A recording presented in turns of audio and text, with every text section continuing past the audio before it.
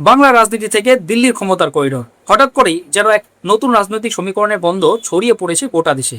কেরলে কংগ্রেস সরকার গঠন করেও মুখ্যমন্ত্রীর নাম ঘোষণা করতে পারছে না।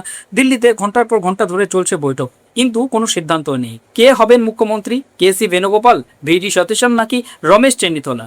কংগ্রেসের অন্দরে শুরু হয়েছে তীব্র টানাপোড়েন।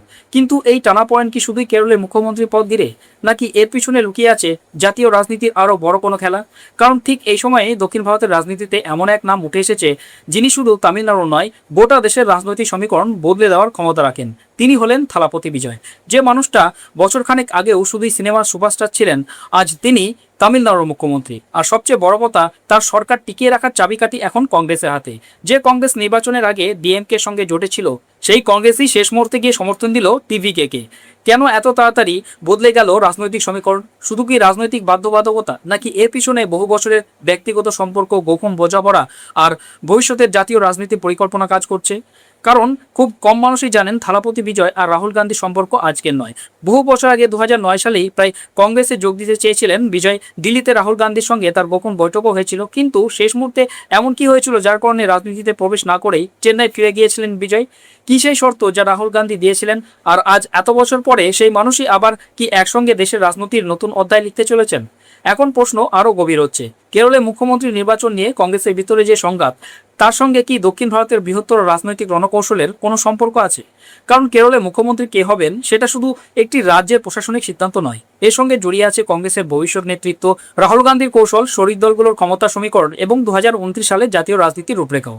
কংগ্রেস বিধায়করা চাইছেন কেসি বেণুগোপালকে মুখ্যমন্ত্রী করা হোক, কিন্তু কেরলে কংগ্রেসের সবচেয়ে বড় শরিক হল ইন্ডিয়ান ইউনিয়ন মুসলিম লীগ বা IUML। প্রিয়াঙ্কা গান্ধীকে তারা স্পষ্ট বার্তা পাঠিয়েছে যে তারা ভিডি সতীশনকে মুখ্যমন্ত্রী হিসেবে দেখতে চায়। কারণ ওয়ানার, যে কেন্দ্র একসময় রাহুল গান্ধীর রাজনৈতিক দুর্গ ছিল এবং এখন যেখানে সাংসদ রয়েছেন প্রিয়াঙ্কা গান্ধী, সেখানে মুসলিম ভোট ব্যাংক ধরে রাখতে IUML এর সমর্থন অত্যন্ত গুরুত্বপূর্ণ।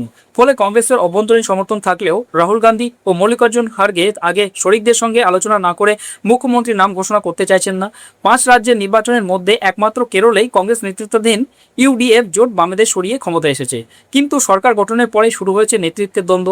একদিকে সর্বভারতীয় কংগ্রেসের সাধারণ সম্পাদক ও লোকসভার সাংসদ কেসি বেণুগোপাল, অন্যদিকে গত 5 বছরের বিরোধী দলনেতা ভিডি সতীশন এবং প্রবীণ নেতা রমেশ চেন্নিথলা, তিনজনই মুখ্যমন্ত্রী পদের দাবিদার। শনিবার রাতে দিল্লিতে কংগ্রেস সভাপতি মল্লিকার্জুন খার্গের বাড়িতে দীর্ঘ 3 ঘন্টার বৈঠক হলেও কোনো সমাধান বেরিয়ে আসেনি। কারণ এই 3 নেতার কেউই নিজের দাবি ছাড়তে রাজি নন।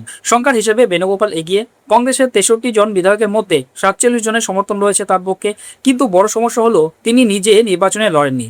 ফলে তাকে মুখ্যমন্ত্রী করা হলে কোনো এক বিধায়ককে ইস্তফা দিতে হবে এবং উপনির্বাচনে তাকে বিধায়ক হিসেবে জিততে হবে। সূত্রের খবর, বেণুগোপাল ইতিমধ্যেই কান্নুর জেলার ইডিকুর আসনকে সম্ভাব্য কেন্দ্র হিসেবে বেছে রেখেছেন। তবে সতীশন শিবিরের অভিযোগ, গোটা প্রার্থী নির্বাচনই এমনভাবে সাজানো হয়েছিল যাতে শেষ পর্যন্ত বিধায়করা বেণুগোপালের দিকেই ঝুঁকে পড়েন। যদিও বেণুগোপাল ভবিষ্যতের দাবি শুধু কংগ্রেস নয়, কংগ্রেসের টিকিটে জিতে আসা 3 বিক্ষুব্ধ CPM নেতাও তাকেই সমর্থন করেছেন। রাজনৈতিক মহলের মতে কংগ্রেসের সাংগঠনিক সম্পাদক হওয়ার পর থেকেই রাহুল গান্ধীর অন্যতম আস্থাভাজন হয়ে উঠেছেন বেণুগোপাল। ফলে তাকে সরানো সহজ নয়। বরং অনেকের মতে যদি শেষ পর্যন্ত তিনি কেরলের মুখ্যমন্ত্রী নাও হন, তাহলে আগামী বছর মল্লিকার্জুন খড়গে সভাপতির মেয়াদ শেষ হওয়ার পরে বেণুগোপাল নিজেই কংগ্রেসের সভাপতি পদের অন্যতম বড় দাবিদার হয়ে উঠতে পারেন। অর্থাৎ কেরলের মুখ্যমন্ত্রী নির্বাচন এখন শুধু একটি রাজ্যের নেতৃত্ব নির্ধারণ নয়, বরং কংগ্রেসের ভবিষ্যৎ কেন্দ্রীয় ক্ষমতার অন্তর্মহনের লড়াইও। এই পরিস্থিতিতে প্রধানমন্ত্রী নরেন্দ্র মোদী কংগ্রেসকে কটাক্ষ করেছেন। তিনি বলেছেন তামিলনাড়ুতে সরকার গঠন হয়েছে, অথচ কেরলের সংখ্যাগরিষ্ঠতা থাকা সত্ত্বেও সেখানে কংগ্রেস সরকার গঠন করতে পারছে না। কে মুখ্যমন্ত্রী হবেন? 2.5 বছর করে 2 জন থাকবে, নাকি 1 বছর করে 5 জন থাকবে? কিছু ঠিক করতে পারছে না। কর্ণাটক, ছত্তিশগড়, রাজস্থানের উদাহরণ টেনে মোদী বলেন কংগ্রেস অতীতেও একাধিক নেতাকে মুখ্যমন্ত্রী করার প্রতিশ্রুতি দিয়ে পরে কথা রাখেনি। তবে কংগ্রেসও পাল্টা আক্রমণ শানিয়েছে। কেরলের প্রবীণ নেতা রমেশ চেন্নিথলা বলেছেন, প্রধানমন্ত্রী মনে রাখা উচিত দিল্লিতে মুখ্যমন্ত্রীর নাম ঠিক করতে তার 15 দিন সময় লেগেছিল। কংগ্রেস একটি গণতান্ত্রিক দল, স্বৈরতান্ত্রিক নয়। বিজেপিতে সব সিদ্ধান্ত নরেন্দ্র মোদী আর অমিত শাহ নেন। এদিকে কেরলে 3 নেতার সমর্থকরাই মাঠে নেমে পড়েছেন। রাজনৈতিক চাপ ক্রমেই বাড়ছে। সূত্রের খবর, শনিবারের বৈঠকে রাহুল গান্ধী স্পষ্ট বার্তা দিয়েছেন, আগে নিজেদের সমর্থকদের নিয়ন্ত্রণে আনুন, তারপর মুখ্যমন্ত্রীর নাম ঘোষণা করা হবে। অর্থাৎ রাহুল এখন প্রকাশ্য সংঘাত এড়িয়ে পরিস্থিতি সামলাতে চাইছেন। কিন্তু এই পুরো রাজনৈতিক অস্থিরতার মধ্যেও তামিলনাড়ুর রাজনীতিতে উঠে এসেছে এক নতুন শক্তি, থালাপতি বিজয়। রবিবার তিনি তামিলনাড়ুর মুখ্যমন্ত্রী হিসেবে শপথ নিয়েছেন। আর সবচেয়ে গুরুত্বপূর্ণ বিষয় হলো কংগ্রেসের সমর্থন ছাড়া টিভিকে কোনোভাবেই সরকার গঠন করতে পারত না। অথচ নির্বাচনের আগে পর্যন্ত কংগ্রেস ছিল DMK জোটসঙ্গী। ফলে শেষ মুহূর্তে কিভাবে টিভিকে সঙ্গে সমঝোতা হলো তা নিয়ে রাজনৈতিক মহলে প্রবল জল্পনা শুরু হয়েছে। অনেকেই জানেন না থালাপতি বিজয় এবং রাহুল গান্ধীর ব্যক্তিগত সম্পর্ক বহু পুরনো। এমনকি 2009 সালে তিনি প্রায় কংগ্রেসে যোগ দিয়েই ফেলেছিলেন। হিন্দুস্তান টাইমসের প্রতিবেদন অনুযায়ী সেই সময় রাহুল গান্ধীর সঙ্গে বিজয়ের একটি গোপন বৈঠকও হয়েছিল।